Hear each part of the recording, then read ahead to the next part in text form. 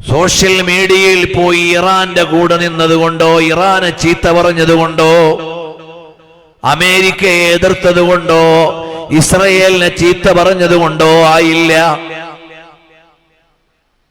നമ്മൾ എവിടെയാണ് വേണ്ടത്? വിശ്വാസികളായ നമ്മളുടെ ഖൽബ് അല്ലാഹും ജുനൂദുല്ലാഹ്,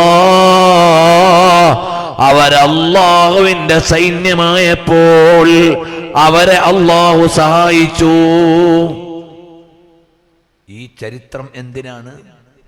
നമ്മൾ ഉൾക്കൊള്ളാൻ. എപ്പോഴാണ് മുസ്ലിം ജനത പരാജയപ്പെട്ടത് അതുകൂടി പറയുമ്പോഴല്ലേ മനസ്സിലാകൂ.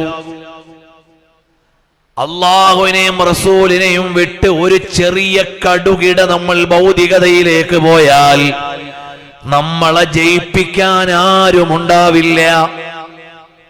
അതിന് സ്വഹാബത്തിൽ നിന്ന് തന്നെ ഒരു ഉദാഹരണമുണ്ട്. പരിശുദ്ധ ഖുർആനിൽ കാണാം, لقد نصركم الله في مواطن كثيرة ويوم حنين. നിങ്ങളെ അല്ലാഹു തആല ഒരുപാട് സന്ദർഭങ്ങളിൽ സഹായിച്ചിട്ടുണ്ട്. വയൗമ ഹുനൈൻ, ഹുനൈൻ യുദ്ധത്തിലെ സഹായം എങ്ങനെയുണ്ടായിരുന്നു? അതെന്താ അങ്ങനെ പറയാൻ കാരണം?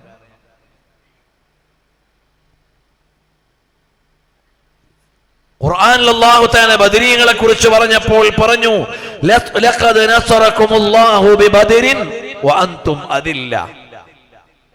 നിങ്ങൾ ന്യൂനപക്ഷമായിരുന്നപ്പോൾ നിങ്ങളെ ബദറിൽ സഹായിച്ചു, മലക്കുകൾ ഇറങ്ങി, നിങ്ങൾ ജയിച്ചു, അടിപൊളിയായി പോയി.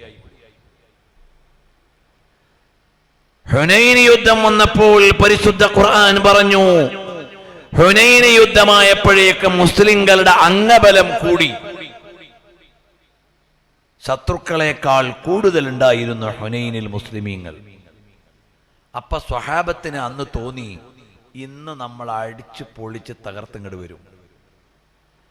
ആ ബദറിലുണ്ടായിരുന്ന തവക്കുലിന് ചെറിയൊരു കുറവ് വന്നു. ഇന്ന് നമ്മൾ എന്തായാലും ജയിക്കും, നമ്മുടെ കയ്യിലാണ് ആള് കൂടുതൽ. അതുകൊണ്ട് ആദ്യം സ്വഹാബത്തിലെ ആവേശം കമ്മിറ്റിയായ അല്ലെങ്കിൽ വലിയ ഉത്സാഹമുള്ള ഒരു സംഘം സ്വഹാബത്ത് ഹുനൈനിൽ ആദ്യം ചാടിയങ്ങിറങ്ങി. ഹവാസിൻ ഗോത്രക്കാരൻ നന്നായിട്ട് പ്രതിരോധിച്ചു. സ്വഹാബത്ത് 4 വഴിക്കും ചിതറിപ്പോയി. അപ്പോൾ സ്വഹാബത്തിന് മനസ്സിലായി, നമുക്ക് ആൾബലം മാത്രം പോരാ, ആയുധബലം മാത്രം പോരാ, നമ്മൾക്ക് ബദറിലുണ്ടായിരുന്ന തവക്കുൽ വേണം.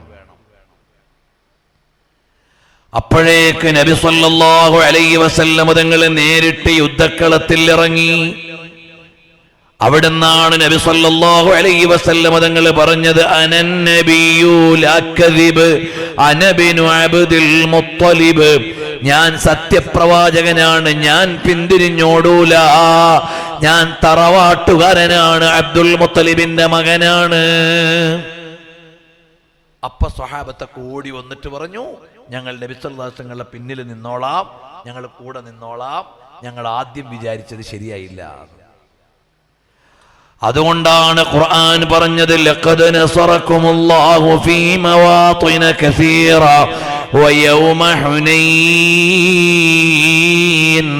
അംഗബലം എന്നതല്ല, ആയുധബലം എന്നതല്ല, നമ്മുടെ കയ്യിൽ ഈമാനും തഖ്വയുമുണ്ടോ നമ്മളെ തോൽപ്പിക്കാൻ ആർക്കും സാധ്യമല്ല.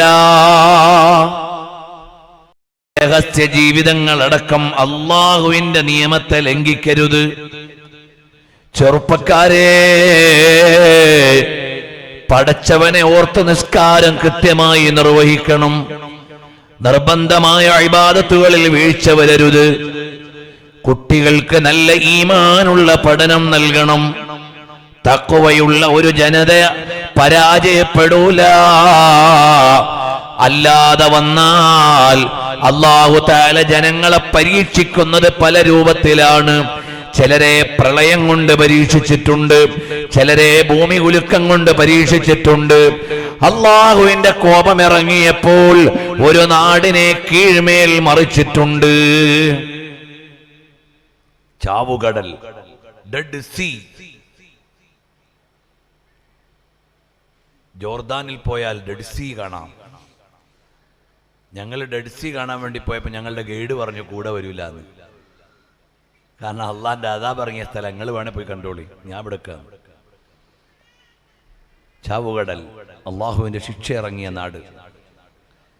ആലിയഹ സാഫിലഹ നേരെ അടിമുടി മറിച്ചു കളഞ്ഞു അള്ളാഹു. ലൈംഗികമായ തോന്നിവാസങ്ങൾ അധികരിച്ചപ്പോ അള്ളാന്റെ ശിക്ഷ വന്നതാണ് അവിടെ.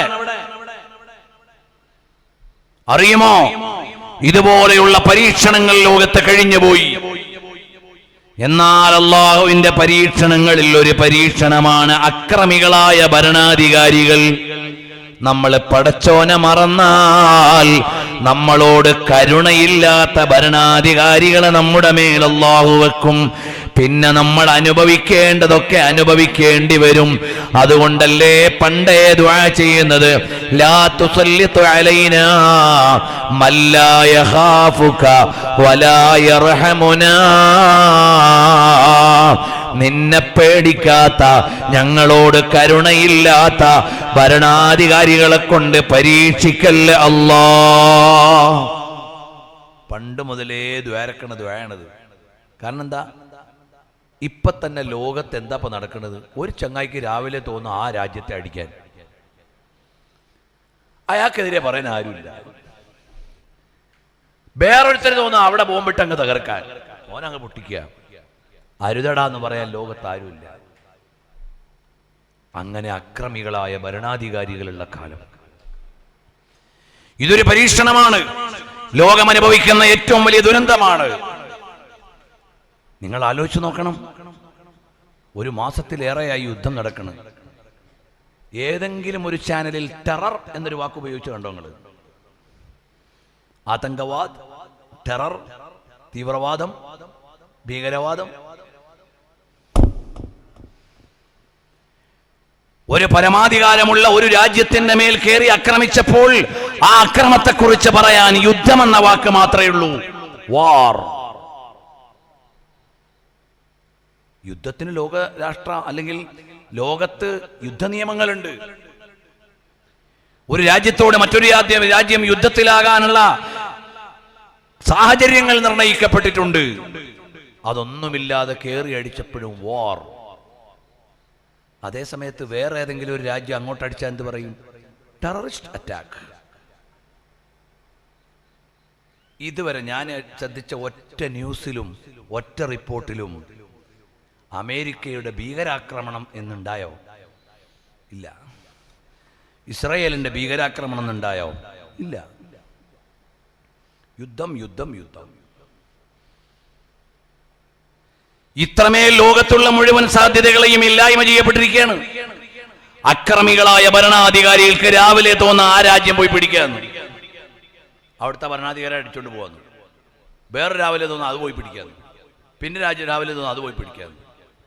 ഇതൊക്കെ നടമാടാൻ മാത്രം അരക്ഷിതമായ ഒരു ലോകത്താണ് നമ്മൾ ജീവിക്കുന്നത്. രക്ഷിക്കാൻ ആരേ ഉള്ളൂ? മാലിക്കുൽ മുലൂക്കായ അല്ലാഹുൽ വാഹിദുൽ അഹദ്. നമുക്ക് അഭയം തേടാനുള്ള കേന്ദ്രം ഏതാണ്? അല്ലാഹുൽ വാഹിദുൽ അഹദ്. അല്ലാഹു ആകുന്ന രക്ഷിതാവിലേക്ക് മനസ്സുകൊണ്ടടുക്കണേ.